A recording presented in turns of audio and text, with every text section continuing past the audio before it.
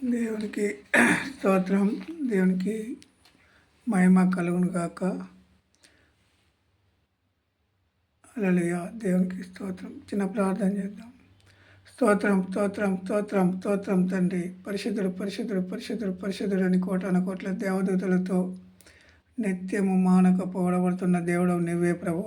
యావత్ ప్రపంచ మానవాళి పాపముల కొరకు శాపముల కొరకు కల్వరిశిలలో రక్తం కార్చి చనిపోయి సమాధి చేయబడి మూడవ దినమున తిరిగి లేచిన దేవుడవని 900 కోట్ల మంది విశ్వసించే విధంగా నువ్వు సాయం చేయండి తండ్రి. మారు మనసు లేని వారందరికీ మారు మనసు కలిగేసే దేవుడు, రక్షణ లేని వారందరికీ రక్షణ కలిగేసే దేవుడు, బాప్తిసం తీసుకోలేని వారందరికీ బాప్తిసం తీసుకునే విధంగా నువ్వు సాయం చేస్తావు నమ్ముచూ 900 కోట్ల మంది ప్రాణాత్మ దేహంలో నీ పదాల దగ్గర పెడుతూ మా ప్రాణాత్మ దేహం నీ పదాల దగ్గర పెడుతూ మన ప్రభు అయిన యేసుక్రీస్తు నామములో అడిగి వేడుకుంటున్నాం తండ్రి. Amen amen. యేసు రక్తము. హల్లెలూయా. దేవునికి మహిమ కలుగును గాక. దృష్టిని ఆలోచన చొప్పున నడవక, పాపుల మార్గమున నిలవక, అపవాసులు కూర్చున్న చోట కూర్చుండక, యెహోవా ధర్మశాస్త్రం నందు ఆనందించుచు దివారాత్రులు ధ్యానించేవాడు ధన్యుడు అని నిన్నటి రోజు చూసుకున్నాం. 10వ తారీఖు.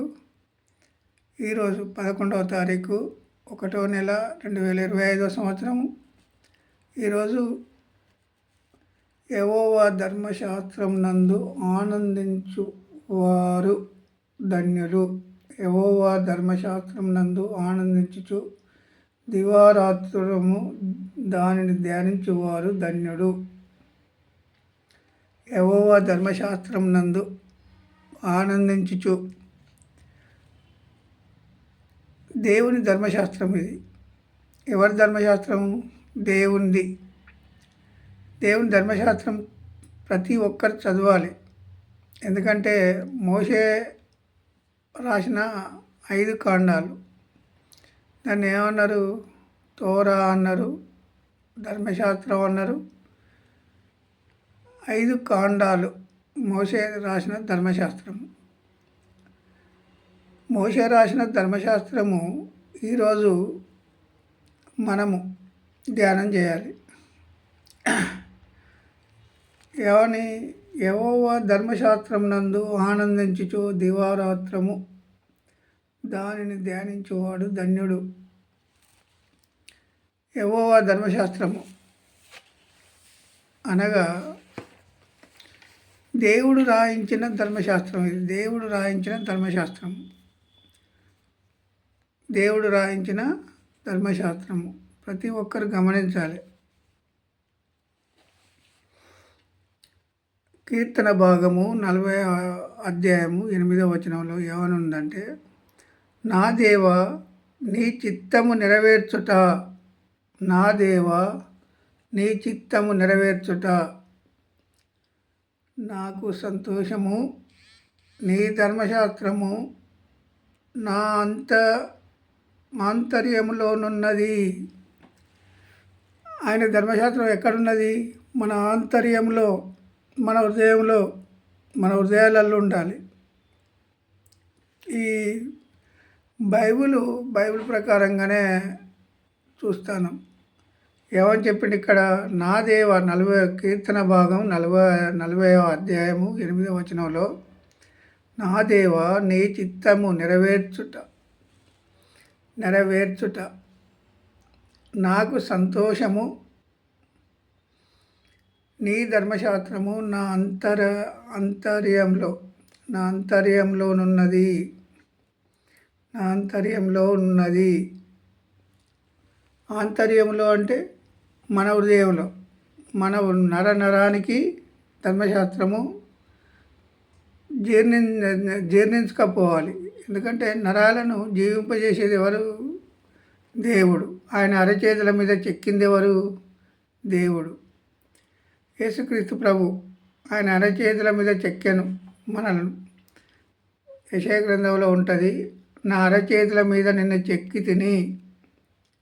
ఆయన అరచేతిలో తయారైన మానవుడు ఈరోజు ధర్మశాస్త్రం మాకు వద్దు, మేము పాటించము అనేవాళ్ళు అనేకులు ఉన్నారు ఇప్పుడు. ఎందుకంటే దేవుడు ధర్మశాస్త్రాన్ని ఇచ్చిండు. నా నీ ధర్మశాస్త్రము నా ఆంతర్యంలోనున్నది అంటాడు. నా ఆంతర్యంలోనున్నది. ఆంతర్యం అంటే మన హృదయంలో ఉండాలి ధర్మశాస్త్రం. ఎక్కడ ఉండాలి? మన హృదయంలో ఉండాలి. మరి ఇంకొకటి చూద్దాం. కీర్తన భాగము 112 1వ కీర్తన. యెహోవాను స్తుతించుడి, యెహోవా యందు భయభక్తులు గలవాడు ఆయన ఆజ్ఞలను బట్టి అధికముగా ఆనందించువాడు ధన్యుడు. అధికముగా ఆనందించువాడు ధన్యుడు. యెహోవాను స్తుతించాలి. యెహోవా యందు భయభక్తులు గలవాడు ఆయన ఆజ్ఞలను బట్టి అధికముగా ఆనందించువాడు ధన్యుడు. ఆయన ఆజ్ఞలు ఏంటి? దేవుని ఆజ్ఞలు మానవుడు పాటించాలి కదా. ఈరోజు మానవుడు పాటిస్తున్నాడా? దేవుని ఆజ్ఞలను పాటించే మానవులు ఎంతమంది? మరి ఆయన అరచేతుల మీద చెక్కిండు మనలను. ఆయన మనలను రూపుదిద్దిండు. ప్రతి ఒక్కరికి, ప్రతి మానవునికి రూపం ఇచ్చిండు, జీవం పోసిండు. పోస్తే మరి ఈరోజు మనం మన ఆకారాన్ని బట్టి అయినా మనం సంతోషించాలి కదా. ఎందుకంటే నాకు 65 సంవత్సరాలు వచ్చాయి. 65 సంవత్సరాలు ఉన్నానంటే దేవుని కృప కదా ఇది. ఇప్పుడు ఎవరికి వారే బతకడం కాదు. ప్రతి మానవుడు దేవుడు బ్రతికిస్తే బ్రతుకుతాడు. ప్రతి మానవుడు దేవుడు బ్రతికించకపోతే ఏ మానవుడు ఈ లోకంలో ఉండడు. ధర్మశాస్త్రము, ఆయన విధులు, ఆయన ఆజ్ఞలు గైకొంటే మనకు తప్పు లేదు కదా. ఎందుకంటే ఆయన ఆజ్ఞలే కదా మనలో బ్రతికించేది ప్రతి మానవుని. ఆయన ఆజ్ఞలు లేకపోతే మరి ఏ మానవుడు బ్రతుకుతాడు ఈ లోకంలో? ఆయన ఆజ్ఞ చొప్పునే కదా మనం బ్రతికేది. శ్వాస తీసుకొని వదిలేది ఎవరి వలన? దేవుడు ఇస్తాడు. ఒక మానవుడు బ్రతికించలేడు. దేవుని మూలముగా బ్రతుకుతాడు ప్రతి మానవుడు. కానీ దేవుణ్ణి జ్ఞాపకం చేసేవాళ్ళు లేరు. ప్రతి మానవుడు ఇప్పుడు శ్వాసనిచ్చి బతికిస్తే నిద్రపోయినా శ్వాస కావాలి. మనం మెలుకొని ఇప్పుడు కూర్చున్నా శ్వాస కావాలి, నిలబడ్డా శ్వాస కావాలి. శ్వాస లేని మానవుడు ఈ లోకంలో ఉన్నాడా ఇప్పుడు? అందుకే ఆయన ధర్మశాస్త్రము మనం పాటించాలి. ఆయన శ్వాస ఇచ్చిండు కనుక. ఆయన శ్వాస ఇవ్వకపోతే మనం బ్రతకలేము. ఈ దినం చూస్తున్నామంటే దేవుని కృప. ఆయన ధర్మశాస్త్రాన్ని మనం ధ్యానం చేయాలి. యెహోవా ఏమని చెప్పిండు 112 కీర్తనలో? యెహోవాను స్తుతించుడి, యెహోవా యందు భయభక్తులు గలవాడు ఆయన ఆజ్ఞలను బట్టి అధికముగా ఆనందించువాడు. ఆనందించాలి దేవుని మూలముగా. మనందరం దేవుని మూలముగా ఆనందించాలి. కానీ మనుషులను చూసి మనుషులు సంతోషపడే వాళ్ళు ఉన్నారు. ఇప్పుడు మనుషులను ప్రేమించడం తప్పు కాదు. ఒక మనిషిని పొగుడుతాను. మరి ఈ మనిషిని పొగిడితే ఆ మనుషుడు మరి ఈయనకు జీవాన్ని ఇస్తాడా? ఏ మనుషుడైనా జీవాన్ని ఇచ్చిన మానవుడు ఉన్నాడా? శ్వాసనిచ్చే మానవుడు ఉన్నాడా? ఒక సేవకుడు ఒక విశ్వాసిని బ్రతికించగలడా? ఎవరు బ్రతికించాలి? సమస్త మానవులను 900 కోట్ల మందిని శ్వాస ఇచ్చి బ్రతికించేది ఎవరంటే యేసుక్రీస్తు ప్రభువారే. ఆ యెహోవాయే బ్రతికించేది. ఎందుకంటే యెహోవా లేకుండా ఏ మానవుడు బతకడు. ఎందుకంటే ఆయన అరిచేతుల మీద నన్ను చెక్కాడు ధర్మశాస్త్రం ధ్యానించడానికి, ధర్మశాస్త్ర విధులు గైకోవడానికి.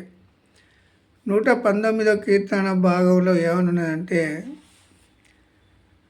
నీ ఎదుట నేను పాపము చేయకుండానట్లు నా హృదయంలో నీ వాక్యము ఉంచుకొని ఉన్నాను. నా హృదయంలో నీ వాక్యము. ఎవరి హృదయంలో వాక్యం ఉంచుకోవాలి? ఇది మన సమస్త మానవుల హృదయాలలో వాక్యం ఉంచుకోవాలి. కానీ వాక్యాన్ని తృణీకరించారు. చెడు వాటిని హృదయంలో చేర్చుకునే వాళ్ళు ఉన్నారు అనేకులు. ఇప్పుడు దేవుని మాటలో హృదయంలో ఉంచుకోరు. దేవుని మాటలు హృదయంలో ఉంచుకోరు. అనేకమైన ఆలోచనలు చేస్తూ ఎవరిని ఎవరు ముంచాలి, ఎవరి దగ్గర ఎవరు డబ్బులు లాగాలి, ఎవరిని మోసం చేసి నేను ఒక్కరిని పెద్ద కావాలి, పెద్ద సేవకుని కావాలి. పెద్ద సేవకుడు, చిన్న సేవకుడు ఈ ఇది బైబిల్లో లేదు ఎక్కడ. పెద్ద సేవకుడు, చిన్న సేవకుడు అని బైబిల్లో ఎక్కడ లేదు. ఎందుకంటే బైబిల్లో ఉన్నదే పాటించాలి మనం. బైబిల్లో లేనిది పాటించద్దు. బైబిల్ లేకుండా తిరుగుతున్నాడంటే వాడు అపవాసమంది. బైబిల్ ధ్యానం చేస్తూ దేవుణ్ణి ప్రతిరోజు నిత్యము నన్ను బ్రతికిస్తానని అనుకున్న మానవుడు వాక్య ధ్యానం చేస్తాడు. ఏమున్నది ఇక్కడ? నా హృదయంలో నీ వాక్యము నుంచుకొని ఉన్నాను. ఇది కీర్తన భాగం 119వ కీర్తన 11వ వచనంలో, నీ ఎదుట నేను పాపం చేయకుండానట్లు, నీ ఎదుట నేను పాపం చేయకుండానట్లు. ఎవరి ఎదుట పాపం చేయకుండా ఉండాలి? దేవుని ఎదుట, మానవుల ఎదుట కాదు పాపం చేసేది. దేవుని ఎదుట పాపం చేయకుండానట్లు నా హృదయంలో నీ వాక్యము నుంచుకొని ఉన్నాను. దేవునికి స్తోత్రం. ఇంకో వచనం 119:35 వచనంలో ఏమనున్నదంటే, నీ ఆజ్ఞల జాడను చూసి నేను ఆనందించుచున్నాను, దాని యందు నన్ను నడవజేయుము. దేని యందు నడవజేయాలి? ఒక మానవుని మంచి మార్గంలో, మంచి ఆలోచన, మంచి క్రియలు ప్రతి మానవ హృదయంలో జరగాలి. ఆనందించుచున్నాను నీ ఆజ్ఞల జాడను. ఎవరి ఆజ్ఞల జాడలి? యేసుక్రీస్తు ఆజ్ఞల జాడను చూసి నేను ఆనందించుచున్నాను, దాని యందు నన్ను నడవజేయుము. ఏ మార్గం కూడా నడవాలి?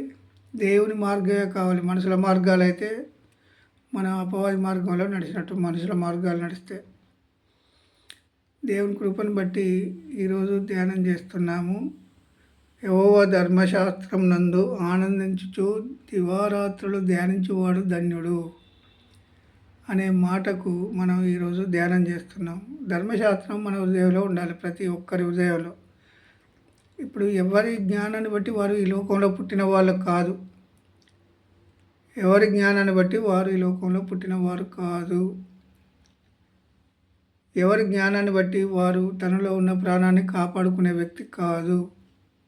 ఈ లోకంలో ఎవ్వరు కానీ దేవుడు పుట్టిస్తే వచ్చినవారు, దేవుడు బ్రతికిస్తే బతికేవారు, దేవుడు తీసుకుంటే పోయేవారు. ఈ మూడు తెలియకుండా మానవుడు బతుకుతాడు. ఇప్పుడు ఒకవేళ బ్రతుకుంటే ఎవరిని ధ్యానం చేయాలి? మనం సృష్టించిన సృష్టికర్తను మాత్రమే. దేవుడు తయారు చేసిన ఈ బొమ్మకు ప్రాణం ఉంది. మానవుడు తయారు చేసిన బొమ్మకు ప్రాణం లేదు ఎక్కడ. మానవుడు తయారు చేసిన బొమ్మ ఎక్కడ ప్రాణం పోయలేదు. ఎక్కడ నిలబెడితే అక్కడనే నిలబడతాయి. ఎక్కడ కూర్చుండబెడితే అక్కడనే కూర్చుంటాయి. వాటికి ప్రాణం లేదు.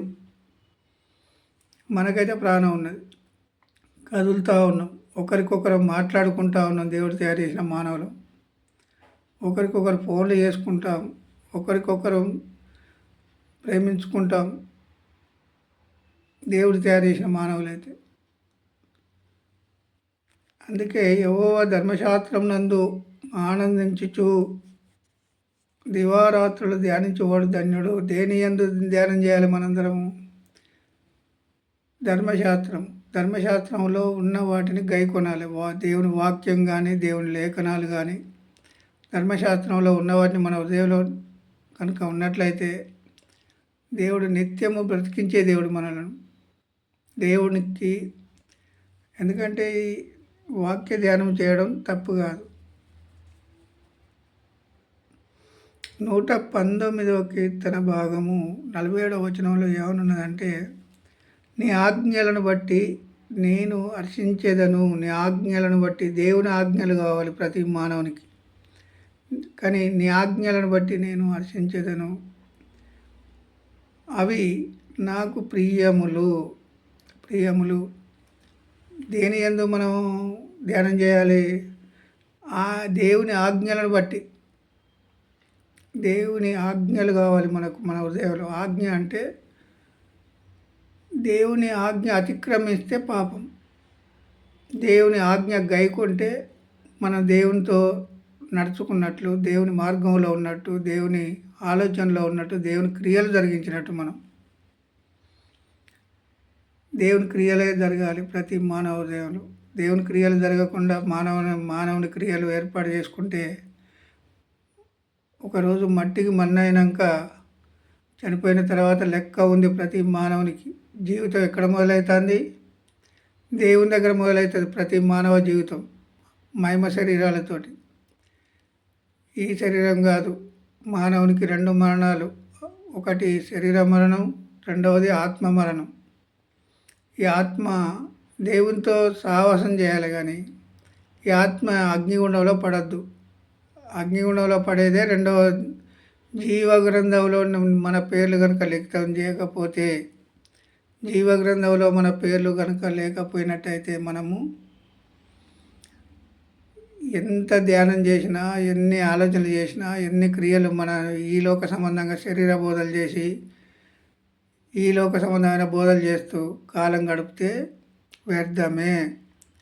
దేవుని క్రియలే జరిగించాలి, దేవుని ఆలోచన చేయాలి, దేవుని మాటలే వినాలి ప్రతి మానవుడు. ఈ రోజు నుండి దేవునికి స్తోత్రము.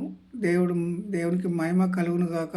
దేవుని ధర్మశాస్త్రం నందు ఆనందించుచు దివారాత్రులు ధ్యానించేవాడు ధన్యుడు. ఆయన ఆజ్ఞలు గైకొనాలి. ఆయన వాక్యం మన హృదయంలో నివాసం ఉండాలి. ఆయన మాటలు తప్ప ఎవరి మాటలు మన హృదయంలో ఉండడానికి వీల్లేదు. దేవుని ఆలోచన, దేవుని క్రియలు ప్రతిదీ జరగాలి ప్రతి మానవ హృదయంలో. జరిగినట్టయితే మనం దేవునితో సహవాసం చేసినట్టు. మానవుని ఆలోచనలు ఉన్నట్టయితే మానవుల ఆలోచన చేసినట్టు. మానవుల ఆలోచన చేయొద్దు. నా కుమారుడు, కుమార్తె, ఈరోజు వాక్య ధ్యానం చేసినందుకు, కృప చూపెట్టినందుకు వందనాలు చెల్లిస్తూ మన ప్రభు అయిన యేసుక్రీస్తు నామములో అడిగి వేడుకుంటున్నాం తండ్రి. ఆమేన్.